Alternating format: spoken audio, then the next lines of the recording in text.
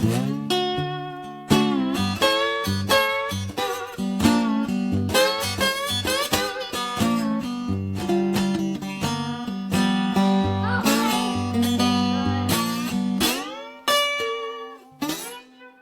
everyone, I hope you're doing well. We're going to do a tutorial. I briefly mentioned it on the Facebook group. A long time ago I did a sort of cover in the spirit of Robert Johnson.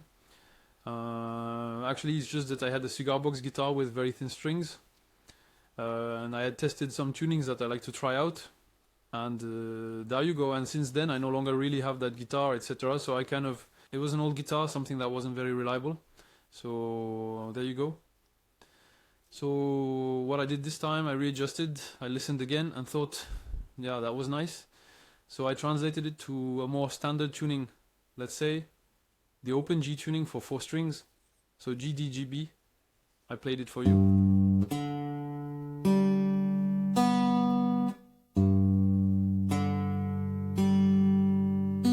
There you go, G, D, G, B, standard 4-string tuning, let's say open G. The main work in this piece, this thing, what makes it sound slightly typical of Robert Johnson and others, is that we're going to do a non-standard slide, so to speak. Usually when we do a slide, we take one note, we take 2 notes, but we mainly work on the same fret at the same time, let's say. And here, no. So here I'm going to ask you something, which is to work with your ears. And what you need is a bit of harmonica, a little or a lot. So I think we need to work a bit more like this. And I think we should also do it with the cigar box and guitar in general. Especially with the slide, we have things in precise notes. That's the purpose of the slide. We don't necessarily press on a fret. On the contrary, we're always between 2, etc. So here it's really... I'll give you a little demonstration. I'll move forward a bit so I can show you everything. The idea, I hope the sound won't be terrible while moving. Is that I'll show you the very beginning. We'll start at fret 15. So we take the slide. Okay, so we're going to place it on the 15th fret.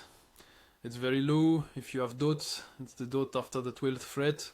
So I'm going to place the slide on the 15th fret. And you can see the angle I'm giving it, meaning instead of placing my slide directly on the 15th fret and playing everything there, this time I'm going to play the high chord on the 15th fret. So I'm on the fret, then I'm going to remove the slide, the low fret. That's my 15th fret with the dot. I'm going to aim for that fret here.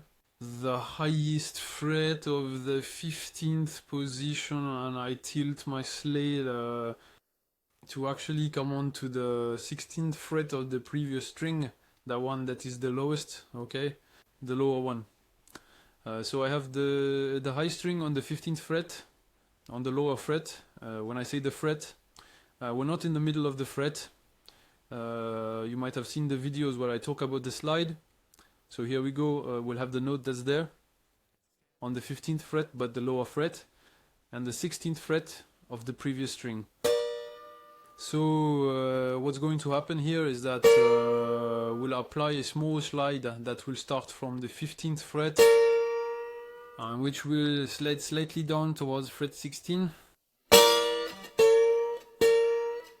That's the main work of this riff. It's really the precision of these unusual slides.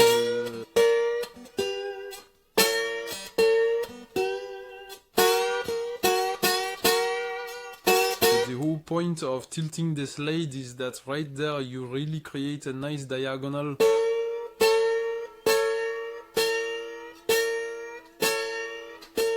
You can start having fun almost at fret 14 if you want. It really plays between the upper fret, let's say of the 15th position, and the lower fret, while keeping the slide tilted. It's really approximate, it's really your ear doing the work.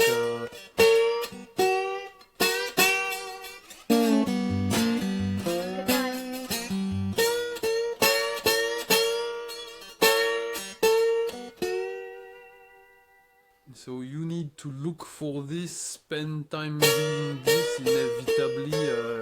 So basically I'm on the 15th fret diagonally, and it slightly extends, so it goes a little bit over the 14th fret and slightly over the lower string on the 16th fret. So the tablature, I tried to create something to guide you, but I admit it's not easy since we're really in between. We're not exactly on frets, except for fret 15. But know that if you only play fret 15, you don't get the sound at all. If I play it for you in the classical way, let's say fret 15. We don't have the harmonica effect, or the vocal harmonica effect. All of that is really inspired by the voice, so there are things, there are imperfect notes, and that's what makes it beautiful. So I made you a little tablature. Once we have the slide, these things are easy to say, but they need to be practiced. I continued that there's a little riff. So I didn't mention this, but yes, it's better to play with fingers. We're on old blues, so generally old blues is with fingers. Or at worst you can put a thumb pick if you need to, but I advise you to work with fingers. It's great. If you're using a pick, you can try that too, it can sound good. There's no obligation, but it's true that with fingers it's better. So then we have a traditional slide, I would say, on fret 3. 3 and 2, and a little pull off to clear the slide.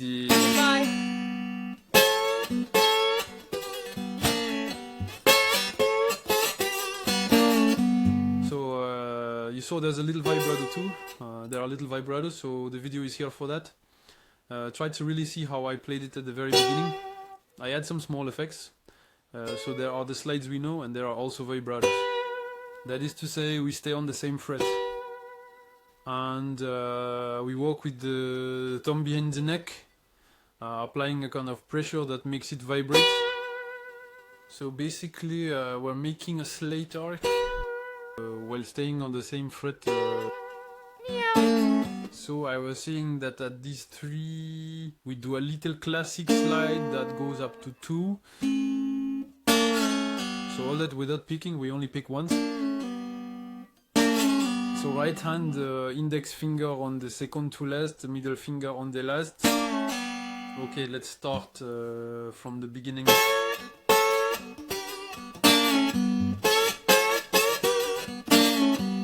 Okay, if we want, we add a little voice since we're in G.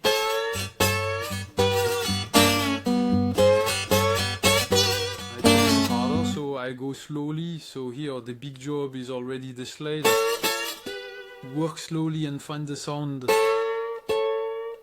If you want it cleaner, you put the previous finger, as I mentioned in other videos.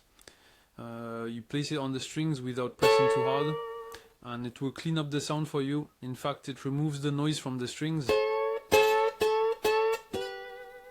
Or if you want it a bit rough, you lift your finger.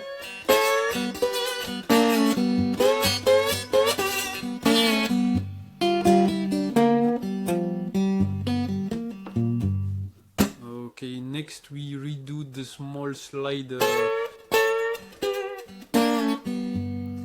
and this time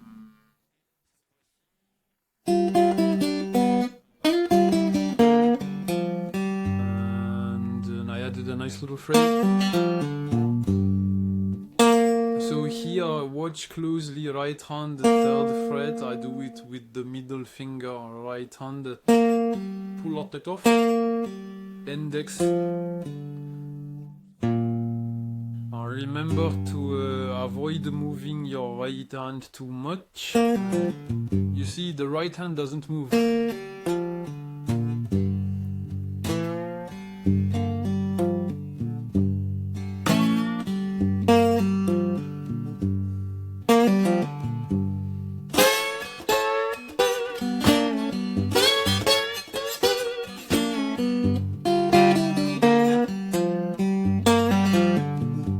Okay, so this is a big job. I was a bit quick, so it's very, very important.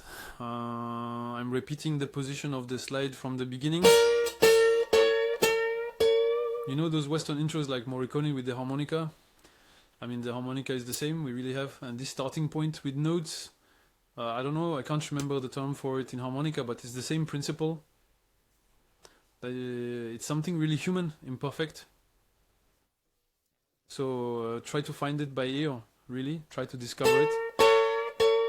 And I think you will all play it a bit differently. And that's what's going to be good. The important thing is to play by feel and still hit the right notes. Then if you ever want to play higher, I think I'll continue this tutorial next week to give you time to take this in. We'll try to add the chords to really work through the blues progression like I did at the start. I also wanted to show you how to play it higher with a capo. So a capo, I admit I'm not used to using one on the Cigar Box Guitar. And I thought of it especially for this piece, which is played very high. It's great because it will play higher and we'll get a sound that's even more vintage. It almost sounds like vinyl, as I say. We have a sharp sound that's nice, but then what's tricky, we're going to play two notes with the blues. What is it? We'll put the capo on the second fret, for example, but that means our slide, which is already on a fret, imagine, will be on the 17th. So it is doable, but depending on our cigar box, it might be a bit tricky because sometimes the cigar box isn't quite accurate in the higher pitch, or it's difficult, the notes aren't easy to reach, etc. I'll show you next week. So we'll put a capo on the second fret. Yeah, that seems quite good. And we already have a higher pitch sound that is quite nice. So try to do it first in standard tuning like we did there. Always try to know how to play it without a capo, and then you can put on the capo. There will be a small adjustment period, but it will allow you to play in a higher pitch if you want, without detuning the guitar, which is not great. Besides, raising the pitch isn't really possible. I know I can't with this since I have put on thick strings. I like heavy gauges, so if I raise it, I'll break everything. So there you go, the capo is a good solution. I'll provide the tablature as usual. Thanks again to everyone, to all those who have joined us, etc. So at the moment, yes, I'm all in on the 4-string. I have my new 4-string. I've received messages asking, will you do tutorials on the 3-string again? Well, yes, of course, but I think I already made significant progress on the 3-string, and let's say I was a bit behind on the 4-string, so now I'm focusing a bit on the 4-string, but I'll return to the 3-string, of course. I love both, and I think you do too. Almost as if you need both. They are like two parallel worlds, and that's great. So I'll do a bit of both, as I've always done from the start. Thank you all, and see you next week. Bye.